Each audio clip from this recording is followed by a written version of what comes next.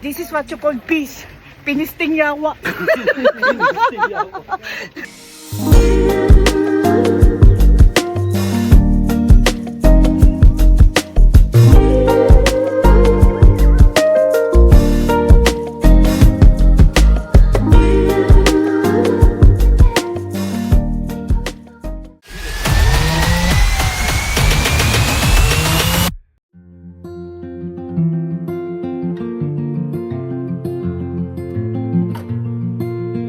So finally, ito na nga at patawid na kami ng papuntang Coron, galing dito sa San Jose Port. Nakakuha din kami ng ticket after few days na pag-aantay at pagtapos namin doon sa Mindoro Loop.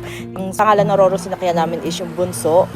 So ito na, nasa gitna na kami ng dagat, patawid na ng Coron. Ang dating namin yata ng Coron mamaya is mga around 4 in the afternoon, 4 or 5 in the afternoon, nasa Coron na kami. And then, ang balak namin bukas, since hindi pa namin sigurado kung ano yung araw ng biyahe ng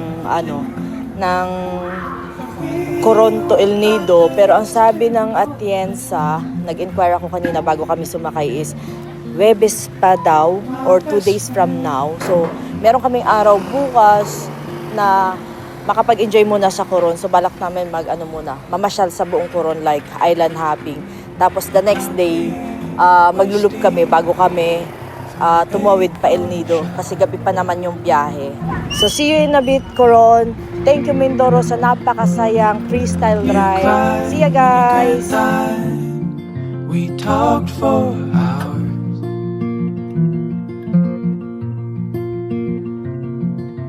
My best friend, every summer we pretend that we were brothers, didn't know it then. My best friend,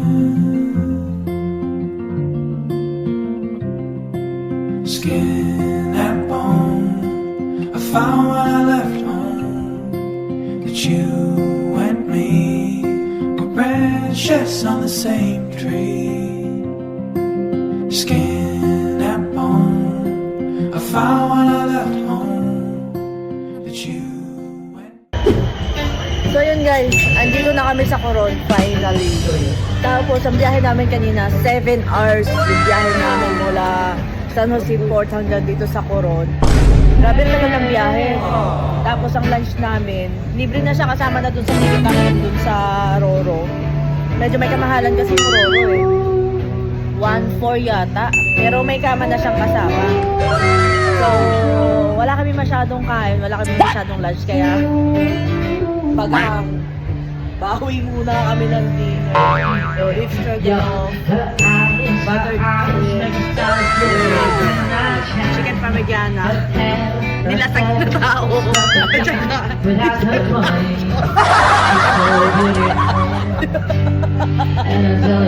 yung tatlo lang kami lagi magkasama, pero kami lang din nag-aayos.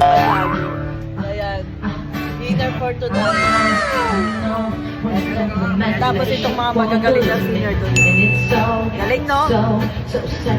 Pag nilang antayin na ako yung kumanta dyan sa stage, may kalalagyan. The next morning. Hi guys, ayan. Hindi na muna kami maglo-loop ride ngayon. Gagaala muna kami. Kasi first time namin pare-parehas dito sa Coron. Kaya i-enjoy muna namin yung Coron. Island hopping kami ngayon. So, alis na kami dito sa hotel. Punta na kami dun sa jump off ng boat. Hindi kasi morning person yung mga kasama ko. Kaya yung anong oras na ako. Formal kami. Eh kung ako lang mag-isa, lagi pag nag-island hopping ako, 5 or 6 a.m. jump off na lagi kasi private boat naman. Ako pa dito sa mga kasama. Sige, ganda yung naganda. So ayan nga, nagdidiskusyon na naman po kami ng mga mababait kong kapatid. Gusto nilalagay yung kayamanan ni Kukoy.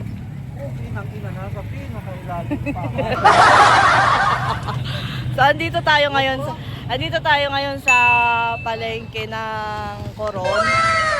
Ayan yung palengke nila. Asaya na rin yung port kung saan yung nagja-jump off yung mga bangka na Island Hopping. So ito yung palengke dito. Mamimili muna kami ng pang-lunch namin na papaunin para sa Island Hopping. Doon na rin kami magla-lunch kasi yung bangkero na rin daw magluluto. Basta bumili lang kami ng lulutuin nila.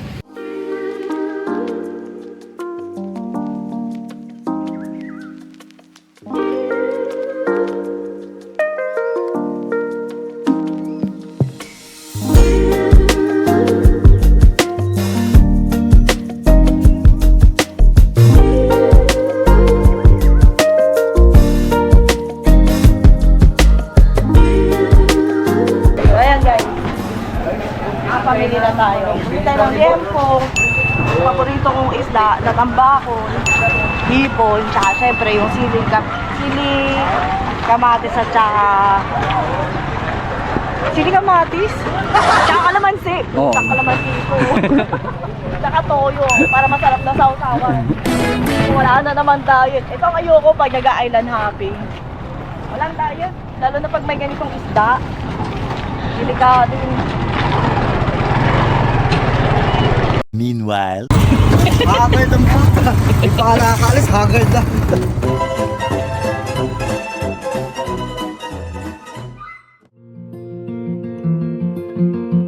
The moonflowers are just not blooming soon.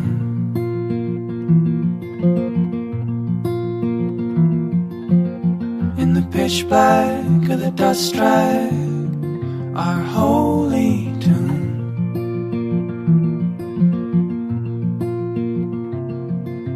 My best friend, every summer we pretend that we were brothers, didn't know it then.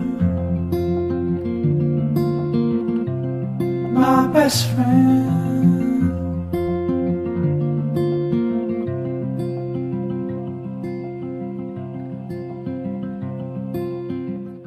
Ito na naman po tayo sa wrong decision making sa buhay-buhay natin. Kala ko island hopping, diving.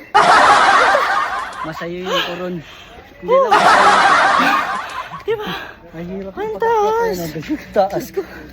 So, anong tawag dito sa lugar na to, kuya? So, nandito kami ngayon sa Kayangan Lake. Ito yung unang destination. Pumunta tayo dito, kalaki oxygen. Pasok ko. Maganda ng view dito eh. Mamaya ulit, naghahawalo ko yung hininga. Sabi nga nila, after ng hirap, kinhawa naman ang kasunod. Tingnan mo naman yan. I'm leaving home for the coastline, someplace under the sun. I feel my heart for the first time, 'cause now I'm moving on, yeah, I'm moving on. And there's a place that I've dreamed of, where I can free my mind. I hear the sounds of the season and lose all sense of time. I'm moving far away to a sunny place where it's just you and me. Feels like we're in a dream. You know what I mean. The summer air by the seaside, the way it fills our lungs, the fire burns in the night sky. This life will keep us young, yeah, keep us young. And we will sleep by the ocean, our hearts will move with the tide, and we will wake in the morning to see the sun the sky. I'm moving far away to a sunny place where it's just you and me. Feels like we're in a dream. You know what I mean.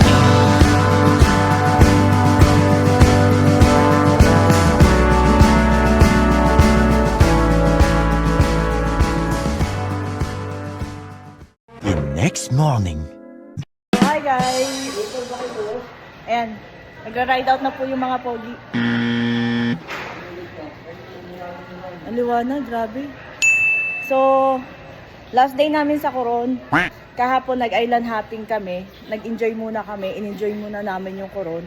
Tapos ngayon, magko-Coron loop na kami. Tapos mamayang gabi, tawid na kami ng Pa El Nido.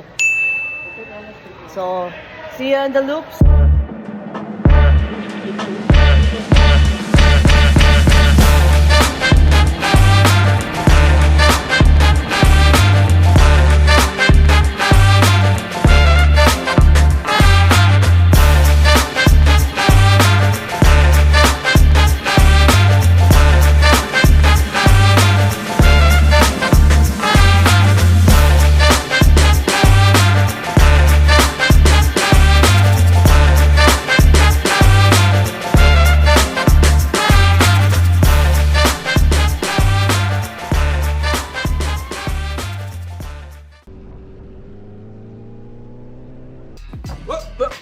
Here I come. Oh, here I come. Oh.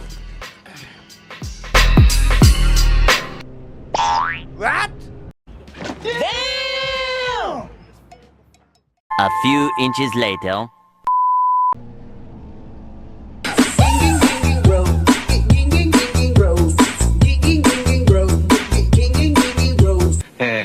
Galing ya. At dito nga sa sentro ng Coron ang aming starting point para sa aming Coron Loop. At dito naman sa may New Busuanga, yan yung start ng rough road namin na inabot kami ng almost 4 hours ride kasi more or less 26 kilometers yung rough road na yan. And then dumere-diretso na kami hanggang sa makabalik kami sa sentro para tapusin ang aming Coron. Dumating na nga kami dito sa may New Busuanga. Naghanap-hanap kami ng mga karinderya na pwede sana namin kainan at makapagpahinga din konti kasi it's already midday kasi nga lang wala kaming nahanap. Buti na lang meron kami nakita tindahan. Dito na lang muna kami nagpahinga at nagkonting merienda na lang din kami tapos inom ng tubig para hindi tayo ma-dehydrate during the rides. Dito nga pala sa lugar na to, ito yung last part na barangay na naka-semento yung daan. After nito is magi-start na yung rough road. So nagtanong-tanong kami ng mga information. Ang sabi naman nila, nasa 4 kilometers lang naman daw yung rough road at nadadaanan naman daw yung kalsada kasi may mga dumadaan daw talaga ng mga sasakyan dyan. Hindi lang sila sure sa may dulo kasi hindi pa sila nakakapunta doon. After nga namin makapagpahinga, nag-ride out na rin kami at nadaanan ko ulit itong mga kabataan na kanina nagpa-picture doon sa mga motor namin. Makikita mo naman yung saya sa kanila, kung gaano nila na-enjoy yung mga big bikes. Talagang tuwan-tuwa sila sa mga big bikes kanina, sa papa-picture, tsaka pagpapabomba. So ito na nga, dire-diretso na namin para matapos na namin yung Coron Loop namin since ang alam namin is na 4 kilometers lang yung madadaanan namin na rough road. Kaya nag-decide kami na idiretso na yung loop para matapos na namin. Kasi nung una nag-alangan talaga kami kasi sa rough road nga kasi ang dala ko is sports bike. Baka kasi sobrang challenging pero sabi naman nila madadaanan at saka hindi ganun kalayo. Yun ang idea nila is 4 kilometers. So yun nga, pumasok na kami dito sa rough road. Ito na, masaya. Sobrang saya kasi napaka-challenging ng daan niya. Nung una, okay lang, panayad lang yung madadaanan namin ng mga lubak-lubak, tas hindi rin siya ganun kabato. Pero during the rides namin sa lugar na to, grabe, palala ng palala yung kalsada. As in, talagang sobrang challenging niya na doon sa may bandang gitna. Halos kung hindi siya mabuhangin na medyo madulas sa gulong, meron siyang part na talagang alalaki na ng uka, yung dinaanan ng malaking ulan na parang nasira na yung kalsada. So hahanapin mo yung tamang spot kung saan mo idadaan yung motor mo, kasi kung hindi, nako, mag-i-stand woman ka talaga, balengkong ka talaga dyan pag nagkamali ka. So, noon nasa kalagitnaan na nga kami, habang binabaybay namin tong lugar na to, nakipagpalit na rin ako ng motor kay Bulad Daily Life, kasi parang grabe na yung pawis ko, butil-butil na, kasi ang tagal na namin nagra-rides, parang more than 1 hour na, rough road pa rin, as in talagang pagod na yung braso ko. So sabi ko kay Bulad Daily Life, palit mo na kami ng motor, kasi para medyo makarelax yung braso ko, at saka mas ano talaga siya, sa amin tatlo siya talaga mas expert pagdating sa trail ride or sa mga ganitong rough road na klase ng daan. So sabi ko, ako muna gagamit dun sa GS, siya muna gumamit sa sports bike. At nung natapos nga natin baybayin itong rough road na to, at nakabalik na kami sa hotel, nung natapos namin yung loop namin, chinek talaga namin kung gaano ba talaga kalayo yung rough road na dinaanan namin. Kasi mahigit 1 oras kami bumabaybay sa rough road na yan. And we just find out, sobrang scam, grabe, hindi siya 4 kilometers. Parang nasa 26 kilometers yata yung rough road na yan. Grabe, kaya ganun kapagod yung braso ko sa sobrang layo. So sobrang challenging yung daan. Pero, ito lang masasabi ko, yung challenge na to is another experience na na-experience ko during this ride, and one of the best experience sa rides, sa lahat ng rides ko. Hope na enjoy ninyo yung panonood ninyo sa Coron Loop namin, and thank you sa pag-follow and share ng mga videos at pag-like ng mga videos namin. Thank you sa pag-support sa page ko. Thank you so much, mga idolo ko. See you around. Patay ka ngayon sa pagkat.